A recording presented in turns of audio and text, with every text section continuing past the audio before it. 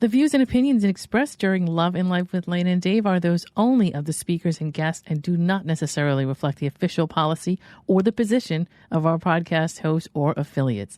Any content provided is not intended to malign any religion, ethnic group, club, organization, company, individual, anyone, or anything. All right, let's do it.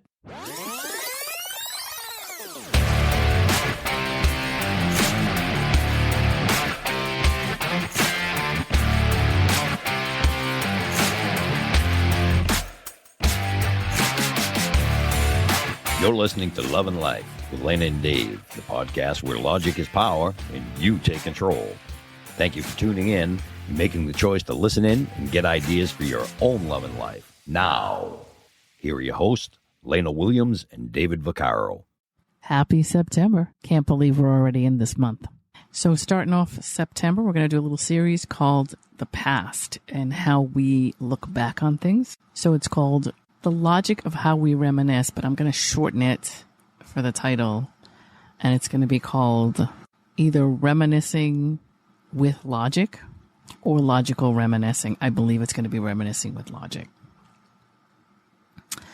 And this is going to be there'll be a couple of episodes here, but this first one will just be like sort of a fun topic that I can kind of pick up and turn around and look at from different angles just to kind of see if I can explain the concept of basically the theory of or my theory. I can't say the theory because obviously I have a different theory than everyone else, and it may be interesting to you, it may not, but it's just how I look at things. So I'm going to use music as a topic because I've been a DJ. It's unbelievable that it's been over 35 years, but it actually has. And I've always been like a music buff, and I'm trying to remember, like, I can't even remember the first time that I really listened to music and like loved it. It's like I feel like I've loved music since I was born, and I'm pretty sure that's what it was. I mean, I come from a musical family in more ways than one. I'm probably not one of the only people, but because of my career, obviously, I have every advantage as far as like how much music I have and what kind of places I play and what kind of music I appreciate in the libraries that I have and the categories that I flip through and that kind of stuff. And people say to me, what kind of music do you like? And it's kind of like, what is your favorite song, or what is your favorite type of music? And it's to me kind of a funny question because it really does depend like what my mood is and where I'm at and what I have available to me and what time of day it is. And there's all kinds of stuff that to dictate what kind of music I like, but it changes so much that it's like I can't even, plus I have no object permanence, right? So I can't ever explain to somebody in one sentence what my favorite thing is, because it's just too vast and it changes too much to like even try to explain to somebody who asks that question. It's really, really, really, really, really narrowed down for me to hear that. I can't grasp it. But the thing about music is, it's a cyclical thing. It starts, it obviously at a very, very, very, very long time ago. I mean, at some point music began, but like, do we even have any kind of an idea like when music actually started? Like we can go back into all the media that we've followed and that we've had music recorded on and that we've used for music, from, just rudimentary stuff to, the beginnings of people singing to all the different, live bands and people that sang in their living rooms with pianos. That was a big thing years ago, just sheet music. And during big parties, people would just gather around pianos and sing. That was kind of what they had. There was a point in time where there wasn't any type of record. But if you can believe that, there was no recorded media that had music on it. You had to, if you wanted to hear music, you had to either sing it yourself or have somebody come over and sing with them with some type of instrument, whether it be violin, whether it be a guitar or a piano or whatever it is you had available to you. If you didn't do that, or you would go out somewhere and listen to a band live or an orchestra somewhere, or that sort of thing. If you can think about that like that, not very long ago, maybe 100 years ago, a little less, we didn't have recorded media. We just didn't have recorded media. It was like if we liked something, we had to go listen to it, and we had to hope they played it again, and that was the end of it. And if you weren't there to catch it, you weren't here. You weren't gonna hear it. And then there's all different types of recorded media that began, and at one point records were flat and round, but before that they really were cylinders. They almost looked kind of like, I would say, they looked like toilet paper rolls. They were kind of shaped like that at one point, and then they became platters, and and then it went on and on. 8-track tapes, and then cassette tapes, and then CDs, and then MP3s, and so it's now streaming. At this point, your device in your pocket streams a ridiculous amount of media out of nowhere. I mean, we used to have to carry our music around with us if we wanted to listen to something. We had to have it in hand. We had to analog in real time carry it, no matter what it was. And that would be 8-track tapes. And at one point, an 8-track tape only had maybe 10 songs on it, that kind of thing, or 12 or 15 songs on it. That was it. And it didn't, if you wanted to listen to all kinds of different music, it was just like not something that was feasible. You didn't even think about trying to do that. But I mean, you couldn't do that if you tried. You would have to live in a record store in order to hear anything you wanted at any point in time. So if you were generational awareness, if you understand that there are people that living today that just they can't imagine, or the concept of how it used to be is just something that they can't fathom. I'm trying to explain to you, it's been 100 years, but I would say a little over 100 years, probably 110. That's not very long ago for music to not have any kind of repeat quality or playback quality to it. But the reason that I wanted to bring up Reminiscing is that when it comes to music, there are people that will tell you that what they're listening to is something that they like, and stuff that they don't like is crap. And, of course, there's this, you have to kind of be aware of the big picture, in that what you like and what you don't like, that's your thing. That's what you preferred or listened to, or whatever it is that the background you came from. What did your parents listen to? What was going on in the neighborhood that you grew up in? What were your peers listening to? And what was, we're getting to a point now where radio has no influence whatsoever. And when I was a kid, radio, that was really where we heard everything. That was, we didn't have any control over it at the time, but that was the only thing we could do, was carry around a device that picked up broadcast signals from a radio, and that radio station played whatever we wanted to hear, or what we hoped we could hear.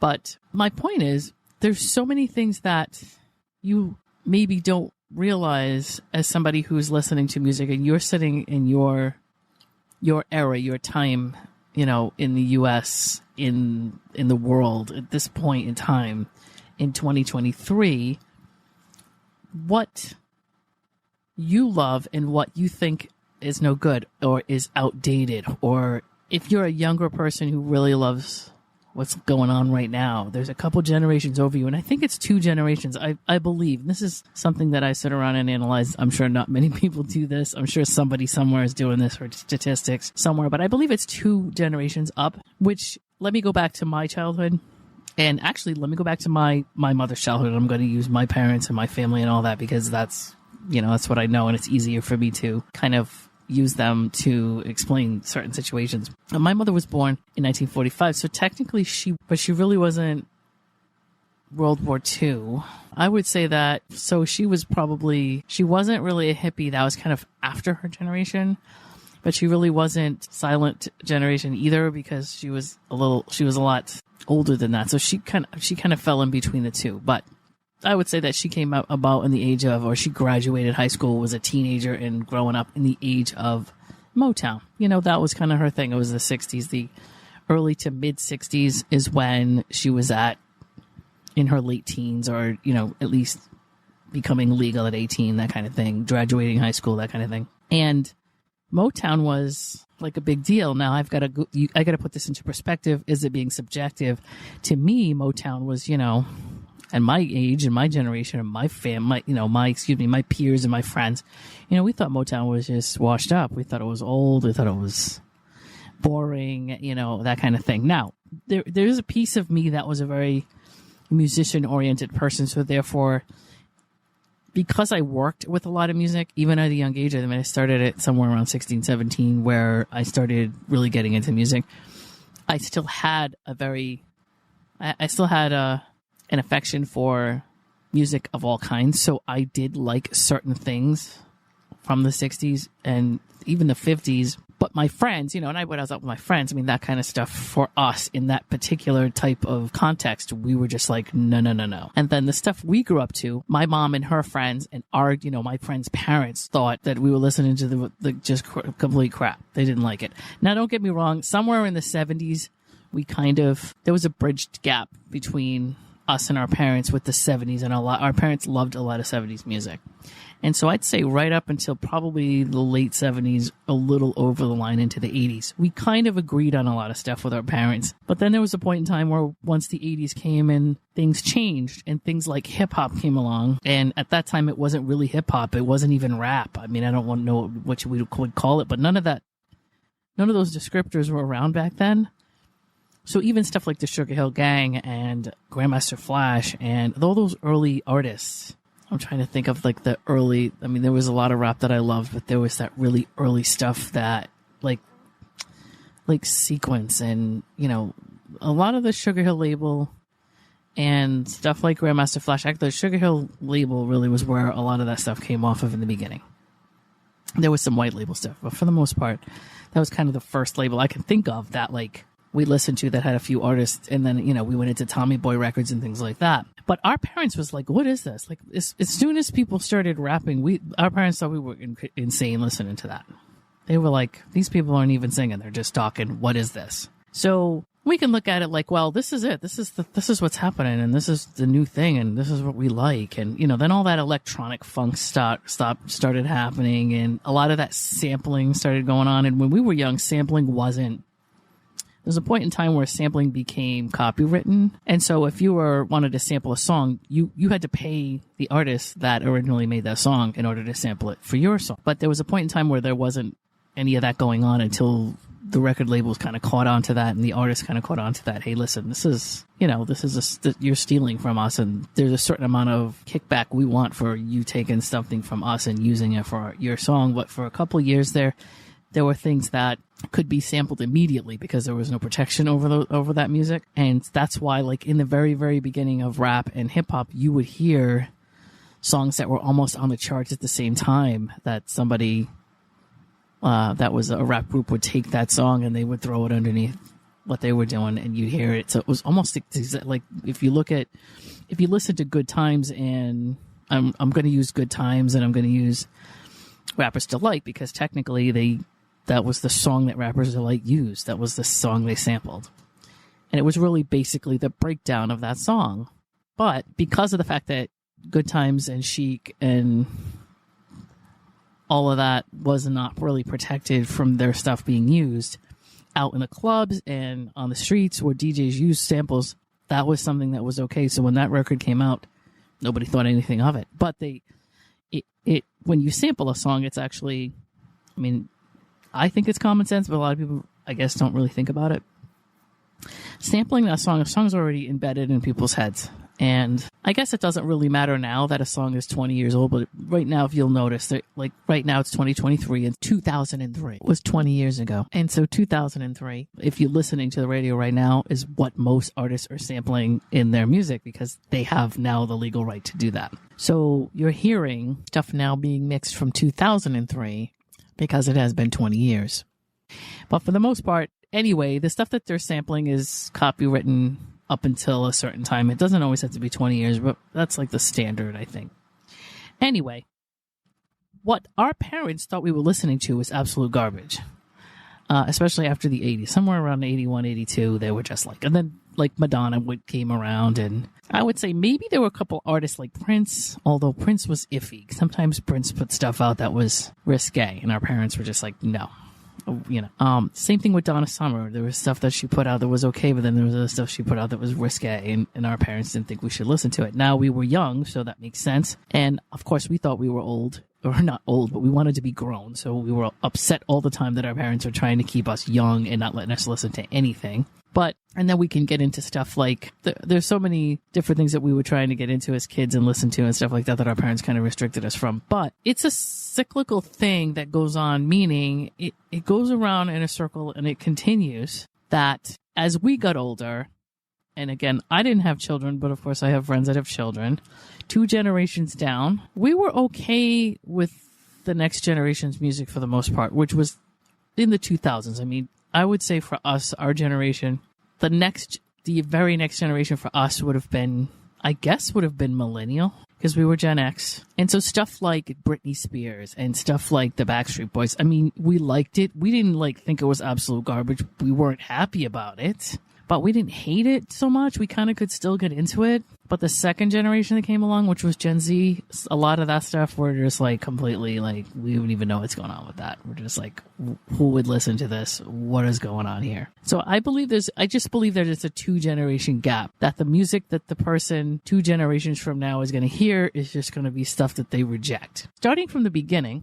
going through music over the years and how it developed and how it became, from big band to, I want to start with the big band. That would have been maybe the 20s and 30s. How big band was really kind of out. You would go out somewhere and you'd listen to a band, whether it be, Glenn Miller or Tommy Dorsey and Stan Getz and people like that. And then as time went on, you would start to hear recordable music. Obviously there was media and you would get a record and play it. That was, once in the 20s and 30s that started to happen.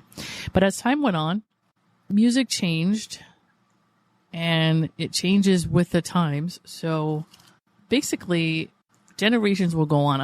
I can't even imagine what kind of next generation after Gen Z, what that's going to be like, technology-wise, what it's going to sound like music-wise. Everything from the clothes to vernacular and stuff like that, how things are going to change. But there's breakdowns of, as far as I'm concerned, that there's always people that will say that music is absolutely terrible, that's 2 generations ahead of them. And like I said, it doesn't always fall that way. It's just an average. Our generation will say, I've heard people say this, no, but my generation, I know that my parents didn't like my music, but this is different. And that brings me to what is it that your brain absorbs, and how does your brain see things based on all kinds of stuff, imprinted stuff. When you're a kid, I'd say up until 9, you listen to whatever you're listening to, that you pick up some stuff from your parents. You listen to a lot of kid stuff, like kids now, or a couple, there was Wicked and there was Frozen, and there's all these different types of soundtracks that kids listen to for movies they watch and shows they watch and things as kids that make sense to them at that time. And then somewhere around 9 is when they start picking up on top 40. And top 40 is typically, in my brain anyway, I see it as top 40 is crossover music from every other generation, or every other genre. And also, as we get older, genres split and split and split. And when we were younger, there was really 3 or 4 genres, and now there's maybe there were more than 3 or 4, but there weren't as many. And now the nuances of what music categories are changing and, developing. And so there are kind of 30 or so categories that you could actually separate music into. And sometimes one song is in more than one category, but still, there are so many different types of granular categories now for music that we didn't really have as kids, right? We maybe had, all right, I will say maybe 10. I'll give it a generous number, which is I don't even think it was that much. But top 40, you pick up at around 9, right? So you start there, and that's where you start. Again, it's going to be different now because these generations are different. These newer generations aren't getting music from the same source we were. For us, it was radio. It was top 40 radio. And our generation actually listened to music influenced by radio, whereas I believe this generation that we're now is influencing radio play. It's backwards. And there's a lot of reasons for that, including SoundScan and Billboard and charts that changed over the years. But I would say between 9 and somewhere around probably 9 and 12, we were just top 40 aware. We like top 40. Maybe we're still listening to some stuff we listened to when we were younger, but top 40 is kind of that's where we start to really get into it and understand it. Then from there, and our generation had videos, so it's going to matter what generation you're in. Later generations did not have videos, and previous generations did not have videos. I'm pretty sure that our generation and maybe the millennials had videos. And then that kind of changed into Gen Z. They don't really have, they do, but it's not really interesting to them like it was to us. So that influenced us as well. If something had a lot of video play, we liked it because we wanted to see the video, and if we liked that, it was, and there was also soundtracks and things like that influenced the stuff we like to listen to. But at the end of the day, maybe 12 or 13 is where we decided, okay, well, top 40 is I'm kind of done with that. And I don't know why. I think it has a lot to do with teenage hormones. You go in one direction or the other, and you go real hard. So you either go real hard into almost alternative rock or punk rock or metal, or you go real hard into hip hop, and at one point hip hop and rap and that sort of thing, maybe funk, or but then I'd say as time went on, there was a really big kind of hardcore techno thing that happened. And so that became like almost a third category that some kids just went hard into. But at 12 or 13, for some reason, you decide that you want more of one type of category than the other, and you just go real hard into that category. That happens for a while, and then it seems like I think around, I want to say your late teens to your early 20s, you kind of come back into the fold of everything else.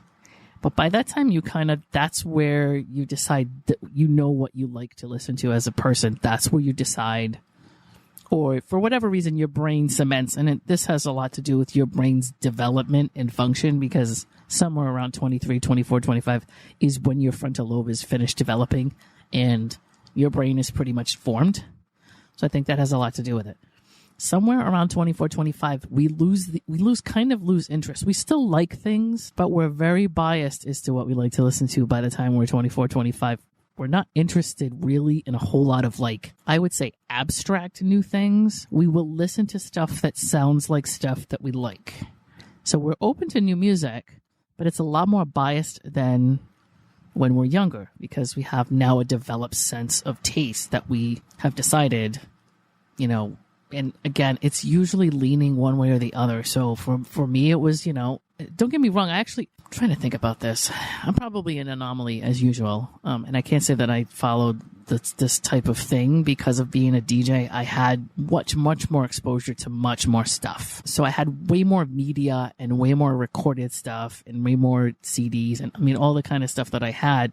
And I also had to second guess beyond what I liked into what an audience wanted to hear. So my taste became a byproduct of what it was that was popular for the people that I played music for. So that's almost like a secondary taste. I have my own, but I also have a high tolerance to go out and play music for someone else that I'm not really interested in, but I'll get into it as I'm on the job, because it's just something that it's a weird autopilot that I do.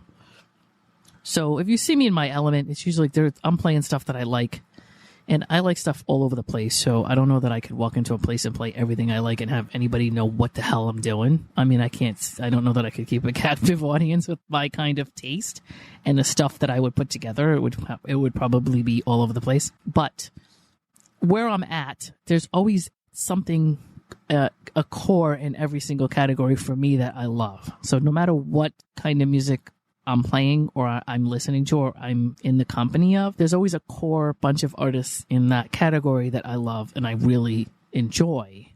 And then I can kind of sort of tolerate the rest of it. And that includes country music, that includes smooth jazz, that includes regular jazz, that includes, so there's all kinds of categories that I get into, probably just because I've had so much exposure to music as a DJ and so much. I mean, it's hard to explain, but there's so many little things that you run into as a DJ. Whether I can think about, working with several people in the sound category.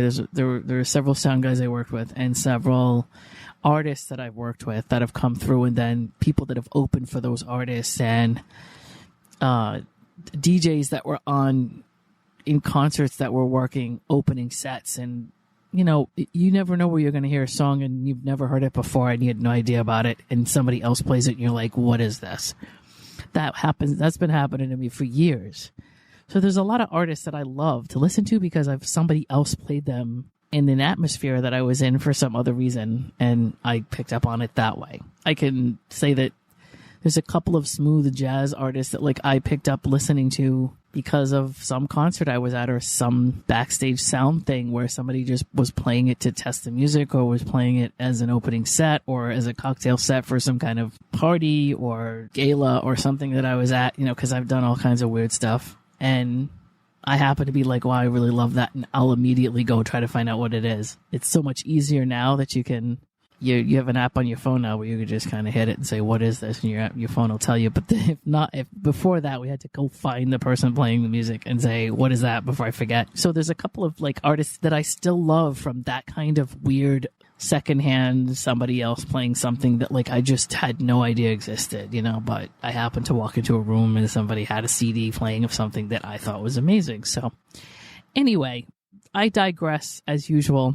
I would say that once you're 25, that's where your frontal lobe is finished developing. That's where you've decided, okay, I am a connoisseur of this type of music. This is my thing. As you get older and you look back, I think that your reminiscing changes on your childhood taste and bias in music. I absolutely loved everything that I listened to in high school. But I can remember in high school that there were certain songs that I was just like, this song is annoying. I can't stand it. If I hear it now, I'm like, wow, this song reminds me of, I miss the memory of everything going on during that song being on the charts. So I have a very rosy view of that song in retrospect. Whereas at the time, I really thought the song was annoying. I put up with it, all right. If I can explain it to you that, when my generation was young, it was really not easy to get away from songs. You just couldn't. It wasn't like, well, I don't want to hear that, so I just won't listen to it. You had to. The radio was on, and if you couldn't get away from listening to Top 40 at all day long, there was no way to like avoid it. It was playing somewhere.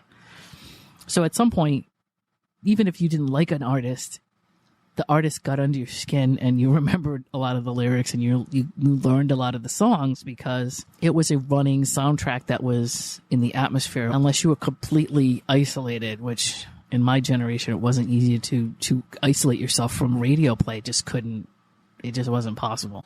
I mean, there was a point in time where I didn't have 8 tracks, but there was a point in time when we listened to the radio. We had cassette tapes and all that kind of stuff. But again, no matter how much variety we thought we had, I mean, we could only carry so much music. And so eventually we'd turn the radio on and want to hear something different. And then we were subjected to whatever the radio was playing. That was it. So I just want to say that because when you can look at music now and say, well, as a Gen X, our generation, we had the best music ever. Well, I can say we had the best music ever, but like, what do I mean by that? Was it the best music ever, or was it because of the age that I was listening to that music that it's important to me, right? And so somebody who's listening to music now has absolutely no reference point to Gen X in the 80s. They're not gonna. It's gonna have absolutely no meaning to them whatsoever. But to us, it's like our core and our childhood and where we came from and what we're all about. And to us, it's most amazing music ever. And I'm not saying it isn't, but it's going to mean something different to everybody listening to it because of who they are and where they are. So it is very cool to watch Gen Z and some millennials and such listening to stuff from the 1980s, listening to Hall & Oates and listening to Men at Work and listening to Prince and listening to Van Halen and that kind of thing. That is really cool to see. But we have to understand that like they're not going to appreciate it like we did because they weren't where we're at. And so pointing to people that don't have the background we have and saying, well, you don't understand what good music is like a completely biased statement. And you can't be. I'm not really sure why we stick to that, but I hear it all the time. But I remember hearing that when I was younger. And so if I hear the exact same thing twice, I'm going to want to know is there a difference between what we were saying about music that Gen Z is listening to the other day and what our parents were listening, or what our grandparents, let's just say, I would say, were listening to, what we were playing and telling us that it was absolutely horrible. And I'm sure somebody said something to them like, oh, nobody likes to listen to our music and nobody liked what we listen to either. And I'm sure our grandparents and our parents turned around and said, yeah, but this is different because this really is crap. It just really believe that it's a perception of a generational thing. And again, music is just swung so far away from Gen X that right now we are the Gen X that we're listening to today's music and we're just like, what on earth are these children listening to? How can they listen to that? So I'm just saying it's probably a societal thing and it's not as literal as I take it.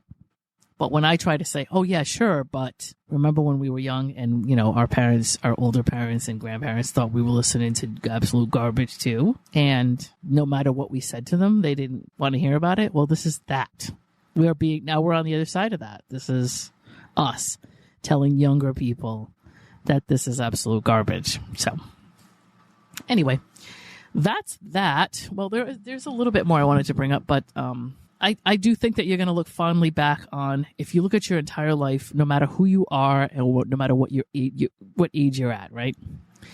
If you're in your 60s, right, and you were born in the 50s, you're going to look at like the mid to late 60s, right, or the early 70s as like the golden years of music.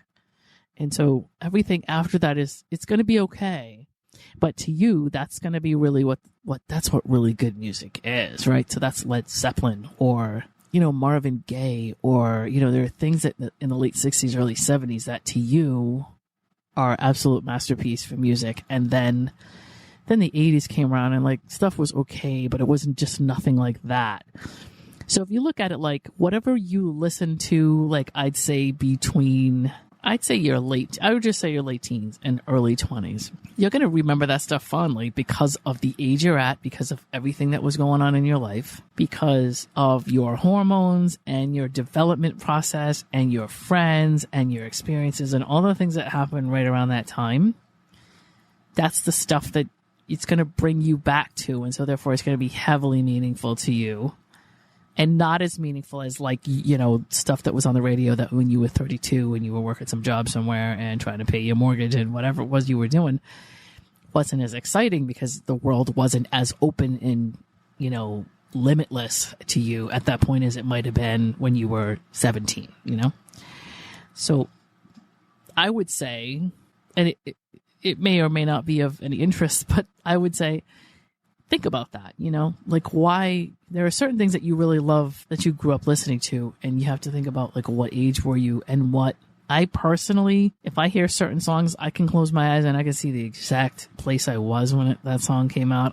There are certain songs I can smell the atmosphere, the environment I was in. There is one song where I can smell cut grass because it was a summer song and I was young, and I can picture my grandmother's backyard. I can picture the toys I was playing with in my backyard, whatever, in that backyard when I was small. But I can smell cut grass and I can hear bees.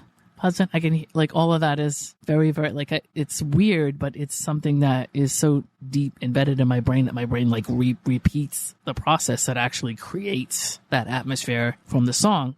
Songs will really get to you. Songs actually are good imprints of certain times of your life, and there's a lot of we went into this with the episode with Bonnie. Well, not as much as we should. We probably need to do another one, but because music is so powerful in that sense that it does so much. There's so much of your brain that lights up when you're listening to songs. And there's so much of your brain that becomes active listening to music. But your brain has a good ability to pull you back into like the time frame of that song and almost everything that was going on at that time. And you have the very, very sharp memory of almost the week or the month, or the year that song came out, and exactly where you were, and exactly what car you were driving, exactly the school you were in, what clothes were you wearing, what tests you were taking in school, whatever, what summer you were driving around with your friends, and what friends were in the car, and all that kind of stuff. The power of music is pretty interesting. And so think about all that when you say, okay, well, this stuff now is crap. I mean, obviously you don't have any emotional connection to anything you're listening to today if you're Gen X.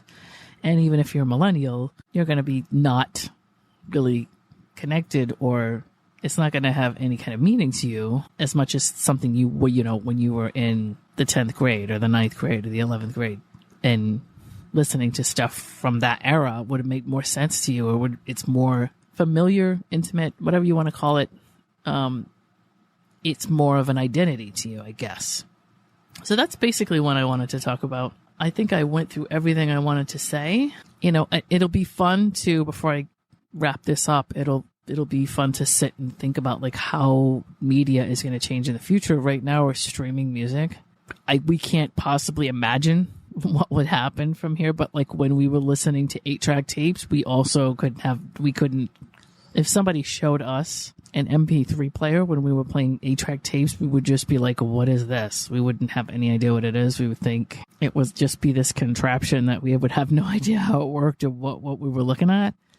And so I feel like if somebody, right now where we can't even imagine what type of media music will be available on in the future, it's like where can it possibly go? Like I can sit here and actually come up with absolutely nothing from here. Like there's no, but of course, 2 or 3 things later, we'll look back on this and say, oh, naturally, here we were sitting there listening to music on our iPhones or, whatever, or our Alexas or our Echoes or whatever they are. And at some point, there's going to be something that comes along that's going to be much more, a broader, more technological, more efficient, cooler thing is at like around the corner. And it's like, none of us, I don't think can even fathom what that would be. Right. But again, at some point it'll just be what it is. Something will happen and everything we're like doing now will go away. We won't have a lot of the stuff we're doing now will just become obsolete. And we'll look back and say, remember when we used to walk around with our iPhones and listen to music on our iPhones? Boy, what the hell were we thinking? That was just archaic, right? So think about that. Think about like the evolution of music, the evolution of ourselves, right? And looking back on things that we can say are the good old times or the good old days, right? But were they really, or is it like the way that we're looking at it because of the age we were? And the fact that we didn't have any idea how the future would turn out, which obviously for some of us when we were kids didn't turn out well. Now that we look back, some of us didn't make it this far. But at one time, like it was like the world was open. There was no limit. There was no, I can't explain it. But as you get older, you don't have that freedom, that feeling of freedom that you do when you're young, when you're a kid. And I think the music is the soundtrack. Your music that you listen to at that time is a soundtrack for that. And I think maybe that's why we look back on it the way we do, right? Because it reminds us of that time to the point sometimes where we forget where we are now when we hear it. So I hope that's you're having a good week. We will be back next week, or I will be back next week with the same series. We're going to get into on the next one, we'll get into some social issues and things that have changed in social circles in our lives socially, as far as reminiscing and looking at the past, and then like the graduation of things that have happened over the past 50, 60 years that have changed everything, and just like adding some logic to when we look back at the past, how do we see it? What is it really that's happening? Is it a pattern? Is it really important or personal to us? Or is it something that repeats itself with each generation, which technically most of the time it does. So our website is www.lanaanddave.com. That's where all our podcasts are.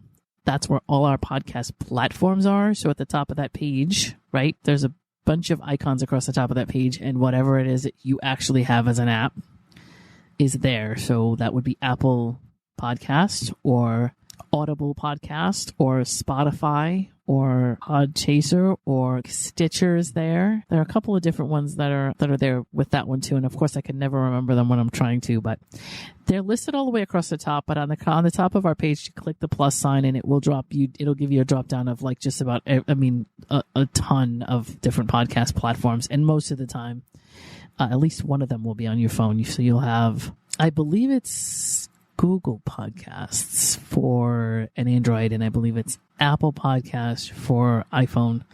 So those are, I think, podcasts that come, or podcast platforms that come like right with your phone. Those two, I think, should be on everybody's phone one way or another. And then once you get onto that app, if you can open that up, search us on the app. I think if you click from your phone, the icon for the app from our website, it'll take you straight to that app and it will bring you right to our podcast. And then from there, just click the plus sign or subscribe or whatever it is under your app that saves them so you can follow us.